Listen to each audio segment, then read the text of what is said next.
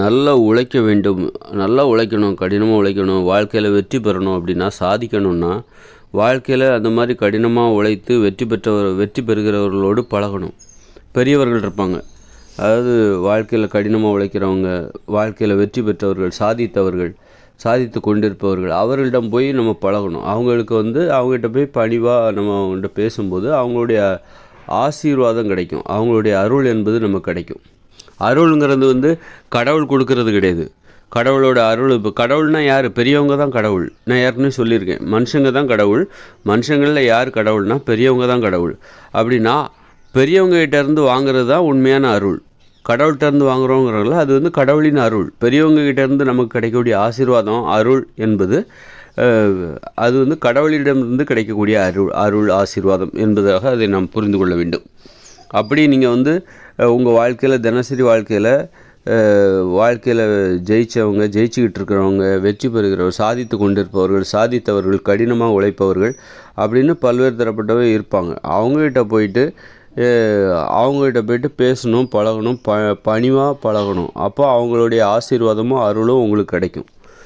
அதுதான் வாழ்க்கையில் வெற்றி பெற உதவுமே தவிர, கடவுள்கிட்ட போயிட்டு நீங்கள் பணிவாக இருக்க அது ஒரு கதைக்கும் உதவாது. கடவுள்னால் யாருன்னா பெரியவங்க தான். பெரியவங்க அது மாதிரி அவங்ககிட்ட போயிட்டு நீங்கள் பணிவாக நடந்துக்கணும், பணிவாக பேசணும், பணிவாக ஒரு தொடர்பு வச்சுக்கிட்டா அவங்களுடைய ஆசீர்வாதம் என்பது கிடைக்கும், அருள் என்பது கிடைக்கும். இவ்வளோதான் கடவுள். அப்போ கடவுளே நீங்கள் நேரில் பார்க்குறீங்க, நேராக போய் பேசுகிறீங்க, கடவுள்கிட்டவே பேசுகிறீங்க. பெரியவங்க தான் கடவுள் அப்படின்னா, அப்போ கடவுளே நீங்கள் நேராக பேசுகிறீங்க, நேர்கிட்ட போய் பேசி பழகுறீங்க. அந்த அளவுக்கு உங்களுக்கு ஒரு அற்புதமான வாய்ப்பு என்பது பெரியவங்க தான் கடவுள் என்கிற அந்த புரிதலின் மூலமாக சாத்தியமாகிறது. கடவுளிடமே பேச வேண்டும் என்றால் பெரியவங்க தான் கடவுள் என்கிற அந்த புரிதல் உங்களுக்கு இருந்தால் கடவுளிடமே நீங்கள் பேசலாம். அதை என்ன மாதிரி நீங்களும் புரிஞ்சுக்கிட்டீங்க அப்படின்னா நான் உறுதியாக நம்புகிறேன். பெரியவங்க, ஏன்னா இந்த கல், பொம்மை, சிலை இதெல்லாம் நான் கடவுள்னு நினைக்கிறது இல்லை. அப்படிங்கும்போது நான் கடவுள்னு எனக்கு கடவுள் நம்பிக்கை கிடையாதா? கண்டிப்பாக இருக்குது. கடவுள் நம்பிக்கை எனக்கு இருக்குது. நான் எதை கடவுளாக நினைக்கிறேன்னா பெரியவங்க தான் கடவுள், நம்மளை விட பெரியவங்க தான் கடவுள் அப்படின்னு நான் நினைக்கிறேன். அப்போ அவங்கக்கிட்ட போயிட்டு நாம் பணிவாக அவங்க பேசுகிறத கேட்குறதோ அல்லது அவங்களுக்கு செய்கிற சில உதவிகளை செய்கிறது, அது மாதிரி நம்ம ஒரு தொடர்பு எப்போதுமே வச்சுக்கிட்டா அவங்களுடைய ஆசீர்வாதம், அருள் என்பது நமக்கு கிடைக்கும் எப்போவுமே. இன்றைக்கி நீங்கள் பெரியவங்ககிட்ட பேசுகிறீங்க, பார்க்குறீங்க, அவங்கள பார்க்குறது கடவுளை பார்க்குறது அப்படி நீங்கள் நினைக்கணும். அதுதான் உண்மை, அதுதான் அறிவுபூர்வமான அணுகுமுறை. நீங்கள் பெரியவங்களை பார்த்தாலே அவங்களும் உங்களை பார்க்குறாங்க, அவங்களுடைய பார்வை உங்கள் மேலே படுது அப்படின்னா அந்த கடவுளுடைய பார்வை உங்கள் மீது படுகிறது என்று நீங்கள் புரிந்து கொள்ள வேண்டும். அப்படி நினைக்கும் போது தான் நீங்கள் பெரியவங்களை நோக்கி போவீங்க. இன்றைக்கி என்னாச்சுன்னா கடவுளை நோக்கி இந்த பொம்மைகளை பார்த்து போகிறாங்க பார்த்தீங்களா? பொம்மைகளை நோக்கி, கற்சிலைகளை நோக்கி, கல்லுகளை நோக்கிட்டு போகிறாங்க பார்த்தீங்களா? இது எல்லாமே பெரியவங்களை நோக்கி போயிருந்தால் இந்த உலகம் எவ்வளோ நல்லா இருந்திருக்கும். பெரியவங்களை நம்ம மதிக்காமல் போகிறதுக்கு காரணமே என்னென்னா இந்த கடவுள் தான். நீங்கள் பார்க்குற இந்த கற்சிலைகள் இருக்குல்ல, பொம்மைகள், இந்த மதத்தை அடிப்படையாக கொண்ட பொம்மைகள். சில மதத்தில் பொம்மைகளே கிடையாது, சிலை வழிபாடு என்பது கிடையாது. ஆனால் அங்கும் கடவுள் கற்பிக்கப்படுகிறதில்ல. இது எல்லாமே எதற்கு எதிரானதுன்னா மனுஷங்களுக்கு எதிரானது. மனுஷங்களை நம்ம கடவுளாக நினைக்கக்கூடாது அப்படிங்கிற அந்த சிந்தனையே மனுஷங்களுக்கு எதிரான ஒரு ஈகோ அப்படின்னு கூட சொல்லலாம். மனுஷங்களை நம்ம கடவுளாக நினைக்கல அப்படிங்கிற கருத்தை வலியுறுத்துறதுக்காகவே வேணுமுன்னே வீம்புக்காக பண்ண ஒரு நடைமுறை தான், வீம்புக்காக ஆரம்பித்த ஒரு நடைமுறை தான் இந்த கடவுள், மதம் சார்ந்த கடவுள் வழிபாடு என்பது. உண்மையிலே கடவுள் யாருன்னா மனுஷங்க தான் கடவுள். எதுக்காக ஏன் அங்கே போனாங்க, ஏன் பெரியவங்களை ஏன் கடவுளாக நினைக்கல அப்படின்னா, இந்த இயந்திர அறிவியல் உலகில் யார் பெரியவங்க? இந்த ஆண்கள் தான் பெரியவர்கள். ஆண்களில் வயதில் சிறியவர்கள் தான் பெரியவர்கள். இப்போ பெரியவங்கன்னு சொல்கிறோம்ல, உதாரணத்துக்கு ஒரு அப்பான்னு சொல்கிறோம்ல, அவர் அப்பா அப்பா கிடையாது, மகன். இந்த இயந்திர அறிவியல் உலகம் இங்கே செயற்கையான வாழ்க்கை முறை, ஒரு ஆண்களின் ஆதிக்கம், மனித வாழ்க்கையில் ஆண்களின் ஆதிக்கம் இதுவே செயற்கையானது. எந்த உயிர்களோட வாழ்க்கையை எடுத்து பாருங்கள், இங்கே பெண்களோட ஆதிக்கம் தான் இருக்கும். அதான் இயற்கையானது. நம்ம ஒரு செயற்கையான வாழ்க்கை வாழ்கிறோம், அதனால தான் நம்ம உடம்புல நோயெல்லாம் வருது. நோய் செயற்கையானது, தற்காலிகமானது, இயற்கைக்கு முரணானது. ஆரோக்கியம்தான் நிலையானது, நோயே வராது என்பது தான் உண்மை. நம்ம தப்பாக வாழ்ந்துட்டுருக்கோம், தப்பாக உணவுகளை சாப்பிட்டுட்ருக்கோம். அப்போ அதே மாதிரி தப்பான உணவு சாப்பிட்றீங்க, தப்பாக வாழ்கிறீங்க, தப்பான முறையில் வாழ்கிறீங்க அப்படிங்கும்போது நம்ம ஆண்களை நம்ம கடவுளாக ஏற்றுக்கிட்டு தான் ஆகணும். ஆண்களை பெண்கள் கடவுளாக ஏற்றுக்கிட்டு, பெண்கள் தான் கடவுள், அது இயற்கை விதிமுறை. நம்ம செயற்கையான முறையில் வாழ்ந்துட்டு இருக்கும்போது அப்போ நம்ம ஆண்களை தான் கடவுளாக நினைக்கணும். அப்போ ஆண்களை நாங்கள் கடவுளாக நினைக்க மாட்டோம் அப்படின்ட்டு சொல்லிட்டு அந்த ஈகோவில் தான் நாங்கள் இந்த கல்லை நாங்கள் கடவுளாக நினைப்போமே தவிர இந்த ஆண்களை நான் கடவுளாக நினைக்க மாட்டேன்னு சொல்லி பெண்கள் சொல்கிறாங்க. பெண்கள் என்ன சொல்கிறாங்கன்னா, இந்த கல்லை கூட நாங்கள் கடவுளாக நினைப்போம், இந்த பொம்மையை கூட நாங்கள் கடவுள்னு சொல்லி நாங்கள் அதை வழிபடுவோம். ஆண்களை வெறுப்பேற்றுற செயல் இதெல்லாம். ஆண்களாகிய உங்களை நாங்கள் கடவுள்னு சொல்ல மாட்டோம் அப்படின்ட்டு அந்த மாதிரியான ஒரு ஆண்களுக்கு எதிரான ஒரு மரபு. இந்த இயந்திர அறிவியல் உலகம் செயற்கையானது அப்படின்னா இங்கே கடவுள் ஆண்கள் தான். நாங்கள் ஆண்களை கடவுளாக ஏற்றுக்கணும். இயற்கைக்கு முரணான நடைமுறையான இந்த ஆண்களை கடவுளாக ஏற்றுக்கிற வழிபாட்டை நாங்கள் ஏற்றுக்க மாட்டோம். அதுக்கு பதிலாக நாங்கள் கல்லை கூட வணங்குவோம். ஒரு கற்பனையான ஒரு கதையை சொல்லி அதை தான் கடவுள்னு சொல்லி அதை கூட நம்புமே தவிர இந்த ஆண்களை நாங்கள் கடவுளாக நம்ப மாட்டோம் அப்படின்னு சொல்லி இந்த செயற்கையான இயந்திர அறிவியல் உலக நடைமுறையை, செயற்கையான நடைமுறையை ஏற்றுக்கொள்ள மறுக்கின்ற ஒரு மனப்பான்மையிலிருந்து தான் இந்த மதம் என்பதே தோன்றியது. அதனால் இந்த இயந்திர அறிவியல் உலகில் பெரியவங்க யாருன்னா ஆண்கள் தான். அதனால் பெண்கள் என்ன பண்ணணும் அப்படின்னா, ஆண்கள் காலை தொட்டு வணங்கணும், ஆண்கள் சொல்கிற மாதிரி கேட்கணும், ஆண்களை வாங்கா போங்கன்னு பேசணும். சமத்துவம் என்கிற பேரில் ஆண்களை வாடா போடா வா போ அப்படின்லாம் வாப்பா போப்பா சொல்லுப்பா அப்படின்னு பாசமாக அப்படிலாம் சொல்லக்கூடாது. அதனால் அந்த மரியாதையாக கூப்பிடணும். இதுதான் இந்த இயந்திர அறிவியல் உலகம். அப்போ தான் நீங்கள் ஜெயிக்க முடியும். இந்த உலகத்தில் ஜெயிக்கிறது தான் முக்கியம். இல்லை எனக்கு என் புருஷனை வாடா போடான்னு கூப்பிட்றது தான் எனக்கு ரொம்ப முக்கியம் அப்படின்னா நீ அப்படியே கூப்பிட்டுக்கோ. ஆனால் ஜெயிக்க முடியாது. இந்த உலகத்தில் ஜெயிக்கிறது தான் முக்கியம் அப்படின்னா இந்த விதிமுறைகளை ஏற்றுக்கொண்டு தான் ஆக வேண்டும். உங்கள் வீட்டில் கணவர் இருக்கிறார், அவர் காலை தொட்டு நீ வணங்கி தான் ஆகணும். உன் மகன் இருக்கானா, அவன் காலை தொட்டு வணங்கு. ஆண்கள் அனைவருமே கடவுள் தான். அது வயசில் சின்னது பெருசு, ஆண்கள் அனைவருமே கடவுள் பெண்களுக்கு.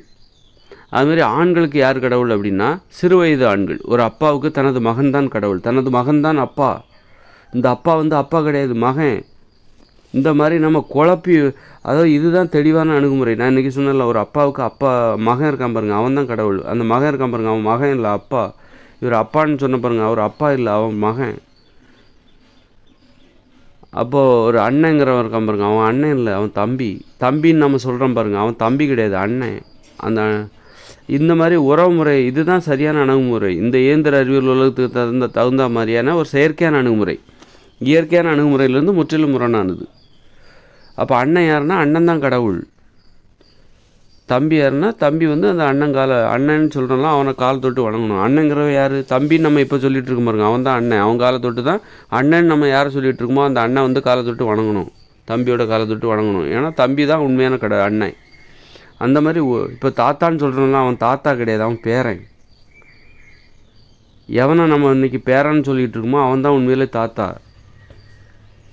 இந்த மாதிரி இதுதான் சரியான ஒரு புரிதல், இந்த இயந்திர அறிவியல் உலக ஒரு நடைமுறை. அதை நம்ம ஏற்றுக்க மறுக்கிறோம் பாருங்கள். அந்த சிந்தனையிலேருந்து உருவானது தான் இந்த மத மூட நம்பிக்கைகள். இந்த மாதிரி நான் இன்றைக்கி சொல்கிற மாதிரி இதான் அறிவுபூர்வமான அணுகுமுறை. இந்த அணுகுமுறையை ஏற்றுக்க மாட்டோம். நாங்கள் ஆண்களை கடவுளாக ஏற்றுக்க மாட்டோம். என் மகனையே நான் கடவுளாக ஏற்றுப்பேனா, என் பேரனை நான் கடவுளாக ஏற்றுப்பேனா, நான் தான் பேரன் அப்படின்னு அந்த கடவுளுக்கு ஆசைப்படுற அந்த தாத்தாக்கள், கடவுளாக இருக்கணுங்கிற ஆசைப்படுற அந்த அப்பாக்கள், அவங்களோட பிடிவாதத்தின் பேரில் தான் அவர்களுடைய மனப்பான்மையிலேருந்து வரவேற்பு பெறுவது தான் இந்த மதங்களும் சாமிகளும். அதனால் ஏன் மதம் தோன்றியது அப்படின்னா, பெரியவங்கள நம்ம கடவுளாக ஏற்றுக்கலை, மனுஷங்களாக நம்ம கடவுளாக ஏற்றுக்கலை. ஏன் ஏற்றுக்கலை? மனுஷங்களை கடவுளாக ஏற்றுக்கலாமே, பெரியவங்களை கடவுளாக ஏற்றுக்கலாமே. அப்போ இன்றைக்கி யார் பெரியவங்க? ஆண்கள் தான் பெரியவங்க. ஆண்களில் யார் பெரியவங்க?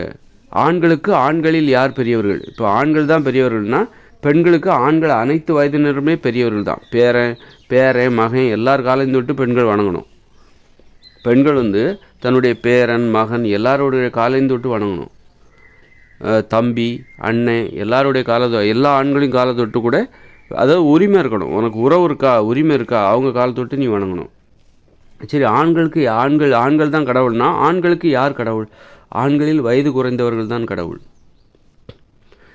ஏன் கடவுள்? ஏன் வயது குறைந்தவர்களை நீ கடவுள்னு சொல்கிற? இப்போ இந்த உலகம் பாதுகாப்பு, இந்த இயந்திர அறிவியல் உலகில் பாதுகாப்பு என்பது யார் கையில் இருக்குது? வயதில் சிறியவர்கள் கையில் தான் இருக்குது. இன்றைக்கி நம்ம நிம்மதியாக தூங்குகிறோம் அப்படின்னா என்ன காரணம்? அந்த இராணுவம் இந்த நாட்டோட எல்லையில் ஆயுதங்களை தாங்கி இரவும் பகலும் காவல் காக்குறாங்க. யார் அது? வயதில் சிறியவர்கள் தான். 50 வயசுக்கு மேலே நீ மிலிட்ரியில் இருக்க விட மாட்டாங்க. 45 வயசுக்கு மேலே நீ வீட்டுக்கு போய்டுன்றுவாங்க. அப்போ யாரை இன்றைக்கி பெரியவர்கள் கூட 45 வயசுக்கு மேலே உள்ளவங்க அவங்களுடைய பாதுகாப்பு கூட யார் கையில் இருக்குது? 45 வயசுக்கு கீழே உள்ளவங்க கையில் தான் இருக்குது. இன்றைக்கி யார் திறமையானவர்களாக இருக்காங்க? இளைஞர்கள் தான் திறமையானவர்களாக இருக்காங்க. இந்த இயந்திர அறிவியல் உலகில் நீங்கள் இந்த அறிவியலை மேம்படுத்தி கொள்கிற அந்த அறிவியல், தொழில்நுட்ப அறிவியல் யார் சிறந்தவர்களாக இருக்காங்க? இளைஞர்கள் தான், பெரியவர்கள் கிடையாது, வயது முதிர்ந்தவர்கள் கிடையாது. இந்த நாட்டோட பாதுகாப்பு நாம் இன்றைக்கி நிம்மதியாக தூங்குகிறோம் பாருங்கள். இந்த உலகத்தில் இருக்கிற அத்தனை பேரும், அதாவது பெரும்பாலான மக்கள் நிம்மதியாக நைட்டு தூங்குறாங்கன்னா அது யார் காரணம்? அந்த இராணுவ வீரர்கள் தான். இராணுவ வீரர்களில் யார்? ஆண்களை நம்பி தான் இராணுவம் இருக்குது. பெண்களை நம்பி இராணுவம் இல்லை. பெண்கள் சும்மா ஒரு கண்காட்சி இராணுவம், அது கண்காட்சி இராணுவ வீரர்கள். எங்களாலேயும் முடியும் அப்படின்னு சொல்லிகிட்டு இருப்பாங்க. எங்களாலேயும் முடியும், துப்பாக்கி தூக்க எங்களாலேயும் முடியும்னு சொல்லி சும்மா ஒரு நிரூபிக்கிறது, அவங்களுக்கு ஒரு ஆறுதலுக்காக அவங்க அந்த முயற்சியில் ஈடுபடுவாங்க. இல்லை நம்மளாலேயும் முடியுமா, ஆண்களால் முடிகிற விஷயம் நம்மளாலேயும் முடியுமா அப்படிங்கிற ஒரு பரிசோதனை முயற்சியாக கூட இருக்கலாம். அதன் மூலம் அவர்களுக்கு சிறு அமைதி, முடியாது என்பதை நம்மளால் முடியாது என்பதை தெரிந்து கொள்வதற்கான ஒரு முயற்சி, ஒரு பரிசோதனை முயற்சி. அப்படி தான் நம்ம அதை புரிஞ்சுக்கணும். அப்படி தான், அதான் சரி. ஏன் நம்மளால் முடியாது? அது அவ்வளோ கஷ்டம். இப்போ பஸ்ஸு எங்களாலேயும் ஓட்ட முடியும்னு ஒரு பெண் பஸ் ஓட்டுறா அப்படின்னா அது என்னத்துக்காக ஓட்டுறாங்க தெரியுமா? அது எவ்வளோ கஷ்டம், முடியாதுன்னு சொல்கிறாங்களே, அது எந்த அளவுக்கு கஷ்டம், ஏன் நம்மளால் முடியாது என்பதை தெரிந்து கொள்வதற்காக ஒரு பெண் பஸ்ஸை ஓட்டி கற்றுக்கிறா, ஓட்டுறா, அப்புறமா அதை விட்டுருவா. இது முடியாது நம்மளால், அல்லது என்னால் முடியும், இது யாராவது இருவரால் முடியும், எல்லாராலையும் முடியாது என்பதை சொல்வதற்காக, தெரிந்து கொள்வதற்காக அந்த மாதிரி ஒரு பரிசோதனை முயற்சி தான் அது. அப்படி தான் நம்ம அப்போ இந்த உலகம் யாரை நம்பி இருக்குன்னா இளைஞர்களை நம்பி தான் இருக்குது. இளைய தலைமுறையினரை நம்பி இருக்கிறது. முதிய வயது ஆண்களை நம்பி இல்லை. 45 வயசுக்கு மேலே உள்ளவங்கள நம்பலை. முதற் பாதுகாப்பே இராணுவம் தான். நாம் இங்கே உள்ளுக்குள்ளே உட்காந்துக்கிட்டு நீ இன்ஜினியராகு, டாக்டராகு, அதெல்லாம் முக்கியம் கிடையாது. அங்கே இராணுவ வீரர்கள் நம்மளை பாதுகாக்கிறாங்க. கொஞ்சம் நம்ம வீக்காக இருந்தால் கூட சைனாக்காரங்க உள்ளே பூந்துருவாங்க. சைனாக்காரங்க வீக்காக இருந்தால் இந்தியாக்காரங்க உள்ளே அங்கே போய்டுவோம். சீனாவுக்குள்ளே போய் அவங்க அட்டூழியம் பண்ண ஆரம்பிச்சிருவாங்க. பாகிஸ்தான் நாட்டு மக்கள் நிம்மதியாக இருக்காங்கன்னா அதுக்கு அவங்க நாட்டு இராணுவ வீரர்கள் தான் காரணம். இப்படி ஒவ்வொரு நாட்டு இராணுவ வீரர்கள் தான் இப்போ அமெரிக்கா அமைதியாக இருக்குது அப்படின்னா அந்த இராணுவ வீரர்கள் தான் காரணம். இராணுவ வீரர்கள் யார்? 45 வயசு கீழே உள்ளவங்க, இளைஞர்களை நம்பி தான் இராணுவமே இருக்குது.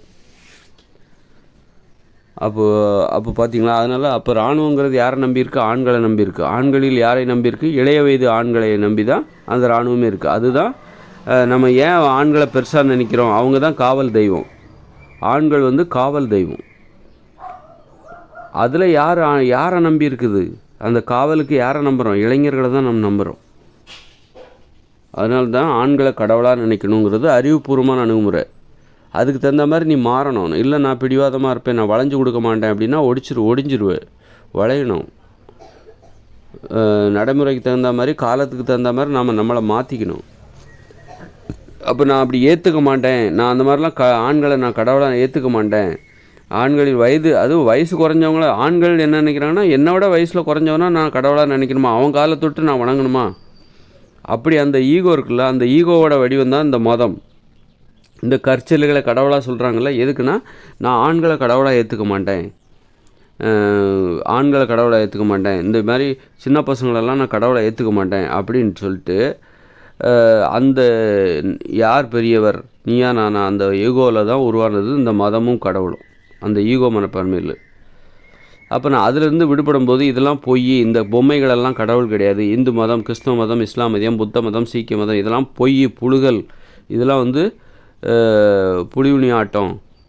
அப்போது இதிலேருந்து நான் விடுபடணும், நான் ஒரு அறிவுபூர்வம், நான் முட்டாள் கிடையாது அப்படின்னு நான் போகும்போது, அப்போ எது கடவுள் அப்படின்னு நான் தேடும்போது எனக்கு இங்கே ஒரு சவாலான ஒரு விஷயம் இருக்குது. ஒரு உண்மையான கடவுள் யாருன்னா வயதில் குறைந்த ஆண்கள், அவங்க காலை தொட்டிப்பேன். எனக்கு ஒரு பையன் இருக்காங்கன்னா அவங்க காலை தொட்டு நான் வணங்கணும், அவனை வாங்க போங்கன்னு சொல்லணும், அவரை நாங்கள் வாங்க போங்கன்னு தான் சொல்லணும். அப்போ அதுதான் சவாலான விஷயம் இங்கே. அது மாதிரி ஒரு பெண் இருக்காங்கன்னா, இப்போ உண்மையான கடவுள் யாருன்னு அவங்க தேடும்போது ஆண்கள் தான் கடவுள் அப்படிங்கும்போது ஆண்களோட காலை தொட்டு வணங்கணும் அந்த பெண்கள். சவாலான விஷயமா இருக்கா? இது எவ்வளோ சவாலாக இருக்குது. இந்த சவாலுக்கு பயந்து போய் தான் நான் பொம்மைகளை கடவுளாக வணங்குறேன், கல்லை போய் கடவுளாக வணங்குறேன், கற்பனையாக ஒரு கதையை கற்பித்து அவர் தான் கடவுள்னு சொல்லி வணங்கிக்கிறேன். இந்த இயற்கையான கடவுள்னால் யார்? இப்போ இயந்திர அறிவியல் உலகில் இயற்கையான ஆண்கள் தான் கடவுள். ஆண்களை கடவுளாக ஏற்றுக்க அந்த தைரியம் இல்லாதனால, ஈகோனால் இவங்க அந்த பயந்தாங்கொழித்தனம், பயம், அந்த பயத்தில் தான் இவங்க போய் நான் சிலையை வணங்குறேன், அதை வணங்குறேன், மதத்தை வணங்குறேன், அவர் தான் கடவுள், இவர் தான் கடவுள், அல்லாஹ் தான் கடவுள், ராமர் தான் கடவுள், கிறிஸ்து இயேசு தான் கடவுள் அப்படின்னு சொல்லி போய் சொல்லிட்டு திரியிறாங்க. பயம், ஆண்களை கடவுளாக ஏற்றுக்கொள்ள பயம், வயதில் சிறிய ஆண்கள் கடவுளாக ஏற்றுக்கொள்ள பயம், கோழைத்தனத்தோட மறு பிம்பம் தான் இந்த மதங்கள் எல்லாமே கோழைத்தனத்தினால் ஏற்பட்ட ஒரு அமைப்பு, ஒரு மனப்பான்மை, கோழை மனப்பான்மையிலிருந்து உருவான ஒரு பக்க விளைவுகள். அப்போ அறிவுபூர்வமான கடவுள் அப்போ அது ஒரு சவாலாக இருக்குல்ல. ஒரு ஆண்களை பெண் ஒரு தனது கணவனின் காலை தொட்டு வணங்கணும், தனது மகனின் காலை தொட்டு வணங்கணும். இன்றைக்கி என்ன பண்ணிகிட்டு இருக்காங்க? கணவனை வாடா போடான்றாங்க, வா போன்றாங்க, சனி என்னன்றாங்க, திட்டுறாங்க. அதுமாதிரி மகனை என்ன பண்ணுறாங்க? போட்டு அடின்னு அடிக்கிறாங்க. அவன் தான் கடவுள், அது தெரியாமல் அடிக்கிறாங்க. கடவுளை போட்டு அடின்னு அடிச்சுட்டு எங்கே போகிறீங்க? ஏம்மா எங்கம்மா போகிற? கோயிலுக்கு போகிறேன். வீட்டில் கடவுளை போட்டு அந்த அடிக்கிறாங்க. அந்த பையனை போட்டு, அவன் மகனை போட்டு அந்த அடிக்கிறாங்க. கெட்ட வார்த்தை போட்டு திட்டிவிட்டு இந்த அம்மா கோயிலுக்கு போகிறாங்க. இந்த அம்மா கோயிலுக்கு போகிறாங்க. அந்த அம்மா தனது மகனை போட்டு அடின்னு அடிக்கிறாங்க. உண்மையில் அவன் தான் கடவுள், உண்மையான கடவுள் அவன் தாங்க. அவனை போட்டு அந்த அடிச்சுட்டு இந்த அம்மா கோயிலுக்கு போகுது. எங்கே? கடவுளை பார்க்குறக்கா கோயிலுக்கு போகுது. அந்த மாதிரி உண்மைகளை புரிஞ்சிக்காமல் மனுஷங்க வாழ்ந்துக்கிட்டு இருக்காங்க. அதனால் பெரியவங்கள கடவுளாக நினச்சிக்கிட்டு அவங்களோட அருளை எதிர்பார்த்து நம்ம இன்றைக்கி போகணும். யாரையெல்லாம் நீங்கள் பெரியவங்கன்னு நினைக்கிறீங்களோ, யாரையெல்லாம் வாங்க போங்கன்னு சொல்கிறீங்களோ, ஆனால் இன்றைக்கி நம்ம அப்படி இருக்கிறோம். இருந்தாலும் இந்த இயந்திர அறிவியல் உலகில் ஒரு நடைமுறை இருக்கிறது. இப்படித்தான் வாழ்ந்துருக்கணும்னு நான் ஒன்று சொல்கிறேன். அப்படி தான் வாழ்ந்துருக்கணும், அதுதான் விதிமுறை. இந்த இயந்திர அறிவியல் உலகில் நம்ம ஆண்களை கடவுளாக நினச்சிருக்கணும், அப்படி தான் வாழ்ந்துருக்கணும். அது முழுமையாக இங்கே கடைபிடிக்க, அதுக்காக அது இல்லாமல் இல்லை. ஆண்களை கடவுளாக தான் நினைக்கிறாங்க, ஆண்களை பெரியவர்களாக தான் நினைக்கிறாங்க. ஆனாலும் அது முழுமையாக இல்லை. அது அந்த நடைமுறை இப்போ மாறிக்கிட்டே வருது. அது அப்படின்னா என்ன அர்த்தம்? அது ஒரு சீர்குலைவு தான், அது ஒரு கெட்ட விஷயந்தான், நல்ல விஷயம் கிடையாது. ஆண்களை முதல்ல கடவுளாக பார்த்தாங்க. ஒரு கடந்த காலங்களில் வாங்க போங்கன்னு சொன்னாங்க, பேர் கூட சொல்ல மாட்டாங்க, அப்படியெல்லாம் பார்த்தாங்க. ஆனால் அந்த வழக்கம் இப்போ அப்படியே கைவிடப்பட்டு வருது. நாகரிக பேரில் ஆண்களை வாடா போடான்னு பேசுகிற பெண்கள் அதெல்லாம் இருக்க தான் செய்யுது. காரணம் என்னென்னா, இங்கே எல்லாமே சரியாக இல்லை. அதனால் அதை வலுக்கட்டாயம் கடைபிடிக்கணுங்கிற அவசியம் இல்லை. நிறைய தவறுகள் நடக்குது. அதனால் இந்த இயந்திர அறிவியலில் இப்போ என்ன நடக்குதோ அதுதான் நடைமுறைன்னு நம்ம நினச்சிக்க வேண்டியதான். இப்போ நம்ம வழக்கத்தை மாற்ற முடியாது. வழக்கத்தை மாற்றணுன்னா அதுக்கு பெரிய நடைமுறையெல்லாம் இருக்குது. வழக்கத்தை மாற்றணும், இப்போ இருக்கிற வழக்கத்தை மாற்றி நான் சொல்கிற மாதிரியான ஒரு வழக்கத்தை கொண்டு வரணும் அப்படின்னா அது ரொம்ப கஷ்டம். அதனால் அதை விட்டுட்டு இப்போ என்ன இருக்குது, இப்போ நம்ம யாரை பெரியவங்கன்னு நினைக்கிறோமோ அவங்கக்கிட்ட போயிட்டு அவங்களுடைய அருளை பெற வேண்டும், அவங்களுடைய ஆசீர்வாதத்தை பெற வேண்டும், அவங்களிடம் பணிவாக நடந்து கொள்ள வேண்டும், அவங்களுக்கு பணிவாக நடந்து கொண்டு சில உதவிகளை செய்ய வேண்டும். இப்போ யாரெல்லாம் நம்ம பெரியவர் நினைக்கிறோமோ, நான் சொல்கிற கதையை விட்டுருங்க, நான் சொல்கிற கதையை மனசுக்குள்ளே வச்சுக்கோங்க. ஆனால் அதற்கான முயற்சிகள் ஈடுபடுங்க, அந்தளவுக்கு உங்களுக்கு பலனும் கிடைக்கும். அதனால் இப்போ நம்ம ஒரு வாழ்க்கை வாழ்ந்துகிட்ருக்கோம்ல, இந்த உலகத்தில் நீங்கள் யாரெல்லாம் பெரியவர்னு நம்ம நினைக்கிறோமோ, சாதித்தவர்கள், பெரியவர்கள் அப்படின்னு நம்ம யாரையெல்லாம் நினைக்கிறோமோ அவங்கள நீங்கள் வணங்கணும். அவங்ககிட்ட பணிவாக நடந்துக்கணும், அவங்ககிட்ட பணிவாக இருந்துக்கிட்டு சில உதவிகள் செய்யணும். அதன் மூலம் அவங்களுடைய ஆசீர்வாதத்தை பெறலாம், அவருடைய அருளை பெறலாம். ஆனால் எக்காரணம் கொண்டும் கோயிலுக்கு போகிறதுனாலையோ, இந்த மதம், சாதி, மசூதி, தேவாலயம், சீக்கிய மதம், குருத்வாரா இங்கே போய் நீ வணங்குவதால் உனக்கு ஒரு அருளும் கிடைக்காது, ஒன்றும் கிடைக்காது. உனக்கு ஆசீர்வாதம் வேணுமா, நீ ஜெயிக்கணுமா, மனுஷங்களை நோக்கி போ.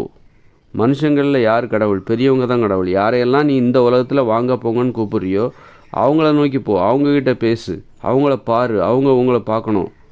அவங்களுடைய அருள் அப்போ தான் உனக்கு கிடைக்கும். உங்கள் அம்மாவை நீ வாங்க போகணுன்னு சொல்லி அவங்க சொல்கிற வேலையை செய். அவங்க கேட்குற உதவியில் அவங்க நல்லா பார்த்துக்கோ. ஒரு கடவுளை இப்போ கடவுளை போய் குளிப்பாட்டிக்கிட்டு இருக்க, ஆனால் அவனு வயசான அப்பா அம்மாவை ஒன்றால் நீ குளிப்பாட்டியிருக்கியா? முடியாமல் கிடக்குறாங்களே படுக்கையில், அவங்கள என்றைக்கா குளிப்பாட்டியிருக்கியா? அந்த கடவுளை போய் குளிப்பாட்டுற என்னத்தையோ பண்ணிட்டு கிடக்குற. ஆனால் உயிரோடு இருக்கிறோம். அப்போ உயிரோடு அவங்க தான் கடவுள். அதனால் கடவுளை கும்பிட்றது ரொம்ப கஷ்டம். நீ பெரியவங்கன்னு சொல்லல, உங்கள் வீட்டில் உங்கள் அப்பா அம்மா தாத்தா அவங்களுக்கு பணிவிட செஞ்சுருக்கியா? முகம் சுளிக்காமல் உதவி பண்ணியிருக்கியா? முகம் சுளிக்காமல் அவங்ககிட்ட ஆசை அன்பாக நடந்திருக்கியா?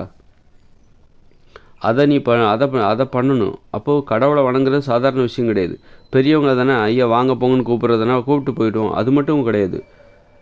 பெரியவங்க ஏதாவது உங்கள் வயசில் தாத்தா இருப்பாங்க, அவங்கள போயிட்டு நீங்கள் அவங்களுக்கு தேவையான பணிவிட செய்யணும். படுக்கையில் கிடப்பாங்க, அவங்களுக்கு உணவை ஊட்டணும், எல்லாத்தையும் செய்யணும், குளிப்பாட்டி விடணும், அதெல்லாம் பண்ணணும்.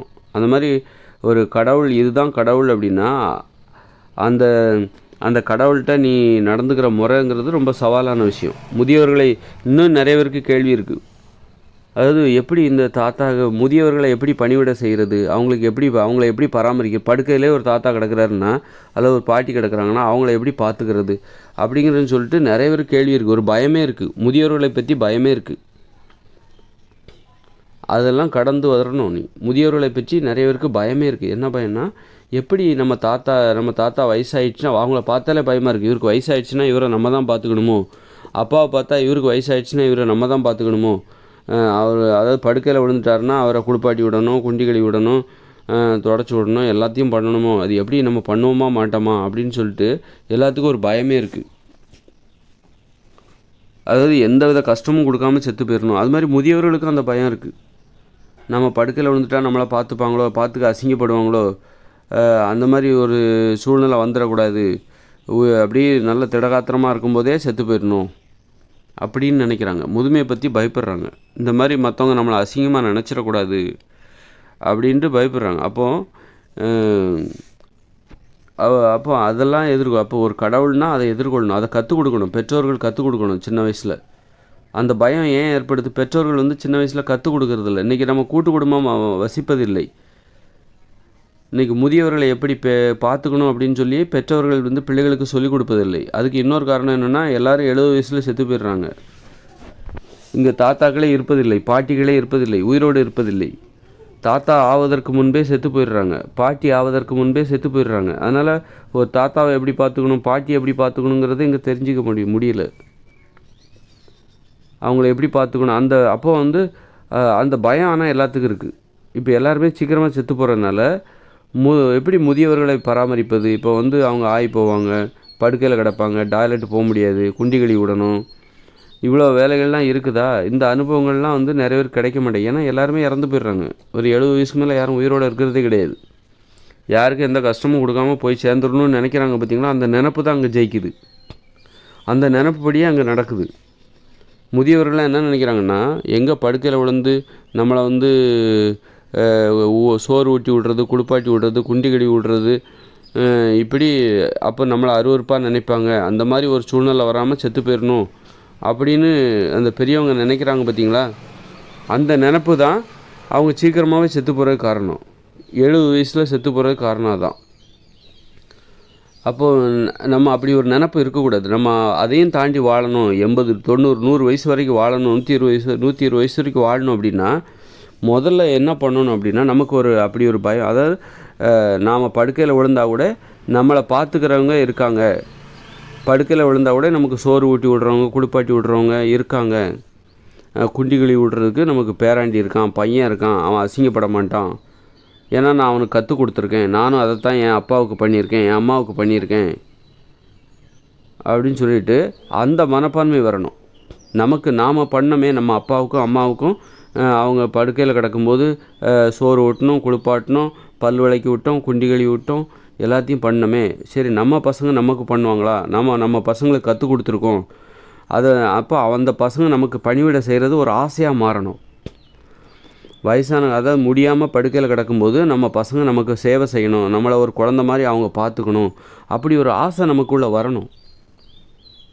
வந்தால் தான் நம்ம உயிரோடு இருப்போம். நீ அதை நினச்சி நீ பயந்தான்னு வச்சுக்க, நீ செத்து போயிடுவ. அப்படி ஒரு பயம் உனக்கு இருக்குதா? அப்போ நீ அந்த அப்படி ஒரு பயம், அதாவது வயசானா நம்ம பிள்ளைங்க நம்மளை அசிங்கமாக நினைப்பாங்களோ நினைப்பாங்க அப்படின்னு உறுதியாக நம்பினா நீ செத்து போயிடுவ. இல்லை, நான் என் பையனை அப்படி வளர்க்கலை, என் பிள்ளைகளை நான் அப்படி வளர்க்கலை,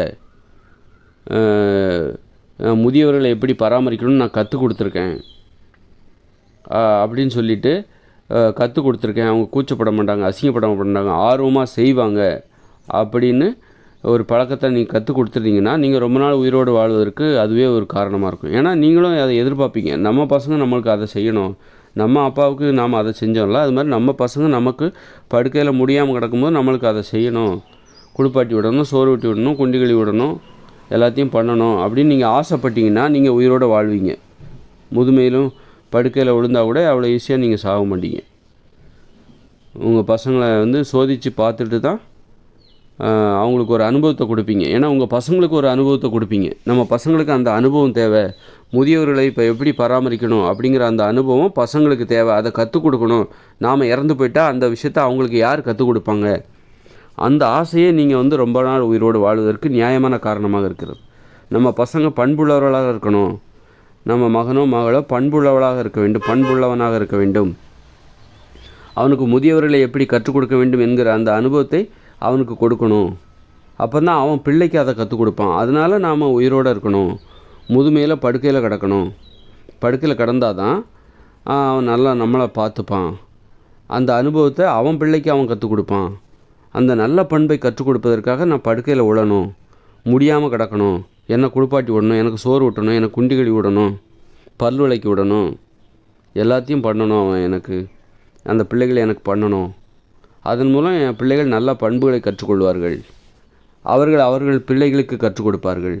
நான் இறந்து போயிட்டா, சீக்கிரமாக இறந்து போயிட்டா அதை யார் அவன் கற்றுக்கிறதுக்கு வாய்ப்பே இல்லாமல் போயிடும். அந்த நல்ல விஷயத்தை கற்றுக்கிறதுக்கு அவனுக்கு அந்த நெருக்கடி கட்டாயம் இருந்தால் தான் அதை கற்றுப்பாங்க. தேடி போய் நம்ம விருப்பப்பட்டுலாம் கற்றுக்க முடியாது. முதியவர்களுக்கு பணிவிடை செய்வது, முதியவர்களை பார்த்துக்கிறது, அதெல்லாம் கட்டாயம் இருந்தால் தான், நெருக்கடி கட்டாயம் இருக்கணும், வேறு வழி இல்லை. அதை நீ கற்றுக்குவோம். உங்கள் அப்பா படுக்கையில் கிடக்கிறாரு, உங்கள் அம்மா படுக்கையில் கிடக்கிறாங்க, அவங்களால எதையும் செய்ய முடியாது, நீ தான் செய்யணும் அப்படிங்கிற ஒரு நிர்பந்தம் இருந்தால் தான் அதை கற்றுக்க முடியும். இப்போ எனக்கே பார்த்திங்கன்னா முதியவர்களை பராமரிக்கிறதுங்கிறது எனக்கு ஒரு கேள்விக்குறி. எனக்கு அப்படிப்பட்ட பண்பு இருக்குதா, நான் அந்த சூழ்நிலையில் நான் எப்படி செயல்படுவேன் அப்படிங்கிறது எனக்கே ஒரு கேள்விக்குறி தான். ஏன்னா என்னுடைய அப்பா அம்மாலாம் இறந்து போயிட்டாங்க. அப்போது நிறைய பேர் நிறைய பேருக்கு இது இந்த அனுபவங்கள் இல்லாமலே வந்துடுறாங்க. அப்போ முதியவர்கள் கடைசி வரைக்கும் இருக்கணும், ஒரு நல்ல பண்பை கற்றுக்கொள்ள வேண்டும் அப்படின்னா அப்பா அம்மாலாம் ரொம்ப காலம் இருக்கணும்னு நினைக்கணும். அப்போ தான் நம்ம நல்ல பண்புகளை கற்றுக்கொள்வதற்கு ஒரு வாய்ப்பு. அதாவது அவங்க 90 வயசு 100 வயசுக்கு மேலே இருந்து அந்த படுக்கையில் விழுந்து கிடந்து அவங்கள ஒரு குழந்தைய போல் பார்த்துக்கணும். 1 வருஷமோ 2 வருஷமோ 4 வருஷமோ எத்தனை வருஷம் இருக்காங்களோ அவ்வளோ. அது முதல்ல கஷ்டமாக தெரியும், அப்புறம் போக போக ஈஸியாகிடும், பக்குவமாகிடும், சாதாரண அதை ஏற்றுப்பீங்க. இது மனித வாழ்க்கையின் ஒரு நடைமுறையாக நீங்கள் ஏற்றுக்கொள்வீர்கள்.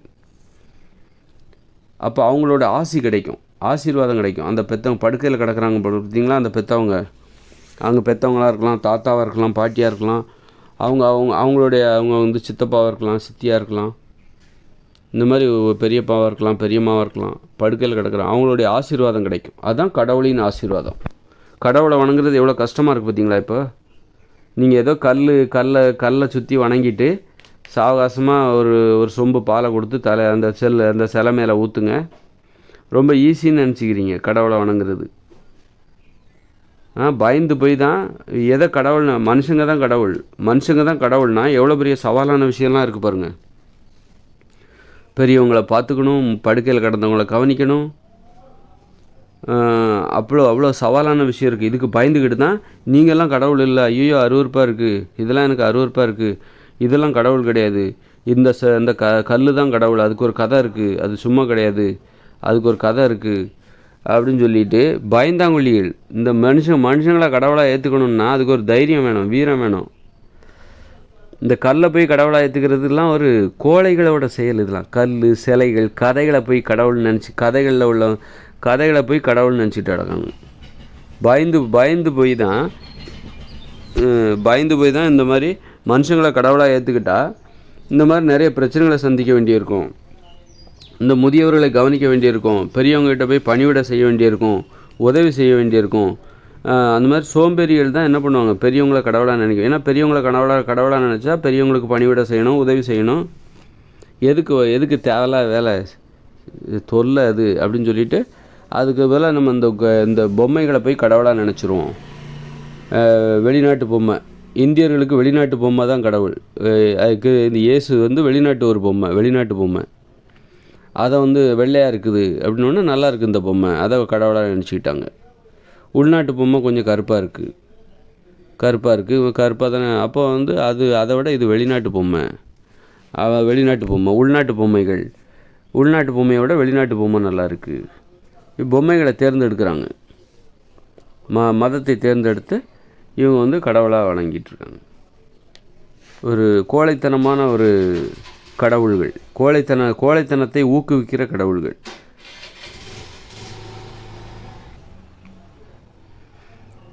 அதனால் மனுஷங்களை கடவுளாக நினைக்கிறது இருக்குல்ல, அது வந்து சவாலான விஷயம், சாதாரண விஷயம் கிடையாது. மனுஷங்க தானே, அவங்க காலத்தொட்டு தானே வணங்கணும், அவ்வளோ தானே. அப்படி கிடையாது, அது மட்டுமே முக்கியம் கிடையாது. ஒவ்வொரு முறை அவங்கள பார்க்கும்போது வணங்கணும், அது ஒவ்வொரு முறை ஒரு நாளைக்கு ஒரு வாட்டி அப்படின்னு வச்சுக்கோங்க. ஆனால் வந்து அப்புறம் வயசானா கவனிச்சிக்கணும், நோயில் படுக்கையில் விழுந்தால் கவனிச்சிக்கணும். இப்படி பாருங்கள், மனுஷங்களை கடவுளாக நினச்சா உனக்கு நல்ல பண்புகள் வரும். மனுஷங்களை நீ கடவுளாக நினச்சிட்டேன்னா உனக்கு நல்ல பண்பு வரும். ஆனால் நீ இந்த பொம்மைகளை கடவுளாக நினச்சா உனக்கு கெட்ட பண்பு தான் உனக்கு வரும். பொம்மைகளை கடவுளாக நினச்சிட்டா உனக்கு கெட்ட பண்பு வரும். இன்றைக்கி மதம்னு சொல்லிக்கிட்டு சண்டை போட்டு திரியிறான்னு பாருங்கள், ஒருத்தர் வெட்டிக்கிட்டு சாவறானு பாருங்கள். இன்றைக்கி குண்டு குள்ளம் போடுறான், போரே அதான் நடக்குதுங்க. இஸ்ரேல் பாலஸ்தீனம், எதனால்? அதுவே மதம் தான் காரணம். இன்றைக்கி 50,000 பேர் மேலே செத்து போயிட்டாங்க. 2023 நடந்த அந்த போரில், இஸ்ரேல் பாலஸ்தீனத்துக்கு இடையில் நடந்த போரில் 50,000 பேர் செத்து போயிருக்காங்க. கெட்ட பண்பு, கேடுகெட்ட பண்பை தான் இந்த மதம் உருவாக்கும். ஆனால் நீ மனுஷங்களை கடவுளாக நினச்சிப்பார், உனக்கு நல்ல பண்புகள் உருவாகும். நல்ல பண்புகள் உருவாகிறது சர்வ சாதாரணம் கிடையாதுங்க, அது சாதாரண விஷயமே கிடையாது. அதுக்கு நீ மனுஷங்களை கடவுளாக நினைக்கணும், மனுஷங்க தான் கடவுள்னு நினைக்கணும். அந்த உண்மையை ஒத்துக்கோ, அது அமைதி ஏற்படுத்தும். உண்மையை ஏற்றுக்கொண்டால் அது அமைதியை ஏற்படுத்தும். பொய்யை ஏற்றுக்கொண்டால் அது போர்களை தான் உருவாக்கும், போர்க்களத்தை தான் நாம் சந்திப்போம். பொய்யை ஏற்றுக்கொண்டால் நாம் சந்திப்போம் போர்க்களத்தை. அதனால் உண்மை எதுன்னு தேடுங்க. அது ரொம்ப நான் உண்மையை நோக்கி போகிறேன், எவ்வளோ சவாலான விஷயம் பாருங்கள். உண்மையை நோக்கி போகிறனால இதுதான் கடவுளாக பெரிய எவ்வளோ புதுமையான உண்மைகள்லாம் தெரியுது பாருங்கள். ரொம்ப ஆச்சரியமாக இருக்குது. இந்த ஆச்சரியத்துக்கு ஈடு இணையாக எத்தனை பொய்கள், மதம் சார்ந்து நீங்கள் எத்தனை பொய்யும் வேணாலும் சொல்ல முடியாது. அதனால் ஆசீர்வாதம் வேணுமா, கடவுளோட ஆசீர்வாதம் வேணுமா, கடவுள்கிட்ட பேசணுமா, கடவுளோட ஆசீர்வாதம் வேணுமா, பெரியவங்ககிட்ட போய் பேசு. கடவுள்கிட்ட பேசுகிறதாக அது அர்த்தம். பெரியவங்ககிட்ட பேசு. இன்றைக்கி நடைமுறை வாழ்க்கையில் நீ யாரையெல்லாம் வாங்க போங்கன்னு சொல்கிறியோ அவங்கெல்லாம் கடவுள். உங்கள் நண்பர்களை வந்து நீங்கள் வாங்க போங்கன்னு தான் சொல்கிறீங்க, அவங்கெல்லாம் கடவுள். அவங்க காலத்தொட்டு வணங்குங்க. ஈகோ போயிடும். அந்த ஈகோங்கிறது உங்கள்கிட்டேருந்து போயிடும். இந்த நான்கிற இந்த கர்வம் போயிடும். நண்பர்களை நீங்கள் வாங்க போங்கன்னு சொல்கிறீங்க, ஐயா வாங்கன்றீங்க, உட்காருங்க ஐயா வாங்க போங்க அப்படிங்கிறீங்க. வார்த்தைக்கு வார்த்தை இங்கே போட்டு பேசுகிறீங்க, வாங்க போங்க அப்படிங்கிறீங்க. ஆனால் வந்து அவங்க காலை தொட்டு வணங்குறதுக்கு உங்களுக்கு தைரியம் இருக்கா? தில்லு வேணும், அதுக்கு ஒரு தில்லு வேணும், தைரியம் வேணும். அதுதான் வீரம். வீரம்னா அதுதாங்க வீரம். ஒருத்தரை வீழ்த்துவதல்ல வீரம், நல்ல பண்புகளை கற்றுக்கொள்வதுதான் வீரம். வீரர்களுக்கு மட்டும்தான் நல்ல பண்புகள் கற்றுக்கொள்கிற தகுதி. யார்கிட்டலாம் நல்ல பண்பு இருக்கோ அவங்கெல்லாம் வீரர்கள், யார்கிட்டலாம் அறிவு இருக்கோ அவங்கெல்லாம் வீரர்கள். வீரத்தின் அடையாளம் தான், வீரத்தின் குழந்தை தான், வீரத்தின் பயன்தான் அந்த அறிவு. நல்ல பண்பு எது என்று கண்டுகொள்கிற அறிவு. அறிவுங்கிறது வந்து இந்த வினாடி வினா போட்டியில் அது அறிவு கிடையாது, அது செய்தி சார்ந்த அறிவு, செய்தி அறிவு. பண்பு சார்ந்த அறிவு தான் வீரம். வீரம் இருக்கணும், துணிவு இருக்கணும். இன்றைக்கி உங்கள் நண்பரை நீங்கள் வந்து ஆண்கள் தங்களுடைய நண்பர்களை வந்து வாங்க போங்கன்றாங்கள, அல்லது நீங்கள் பெண்கள் தங்களுடைய தோழிகள் யாரையெல்லாம் வாங்க போங்கன்றீங்களோ அவங்கெல்லாம் கடவுள், அவங்கெல்லாம் மரியாதைக்குரியவர்கள், அவங்கெல்லாம் பெரியவங்க. அவங்க காலை தொட்டு வணங்குற தில்லு உங்ககிட்ட இருக்கா? வீரம் உங்ககிட்ட இருக்கா? அப்போது அதனால் நல்ல பண்புகளை கற்றுக்கொள்வது தான் வீரம். ஒருத்தரை வீழ்த்துவதல்ல, ஒருத்தரை அழிப்பது அல்ல வீரம். அது வந்து கோழைகளோட வீரம். அது ஒருத்தர் அழிக்கிறது, வன்முறை என்பது கோழைகளின் வீரம். ஒருத்தர் அழிக்கிறதுங்கிறது அழிக்கணும்னு நினைக்கிறதுங்கிறது கோழைகளோட நினப்பு. அது நாம் கோழை ஆயிட்டமே, நம்ம அந்த அவமானத்தில் பிறரையும் அவமானப்படுத்தணும் அப்படின்னு நினைக்கிறாங்க பாருங்கள், அதுதான் வன்முறை. பிறரை அவமானப்படுத்தணும் அப்படின்னு நினைக்கிறாங்க பாருங்கள், அதுதான் வன்முறை. அதனால் சரி.